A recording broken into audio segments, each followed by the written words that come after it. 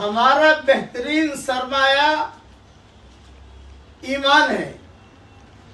ایمان ہم کو محبوب رہے اور ہمارے دلوں میں اس کی زینت رہے، اس کے لیے ایک دعا میں سکھا رہا ہوں، سیکھ لیجئے، پڑھیے.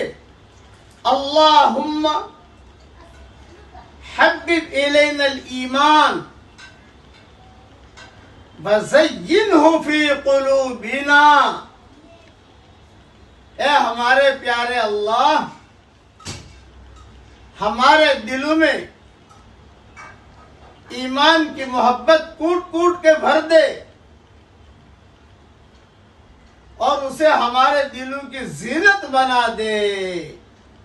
یہ دعا مانگتے رہنا چاہیے. سورہ حجرات کی آیت کا مختصر سا خلاصہ میں نے بیان کر دیا ہے.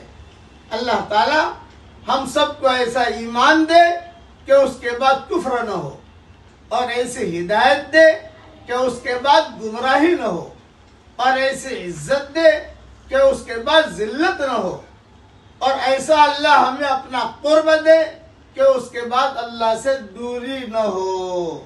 کہیے آمین.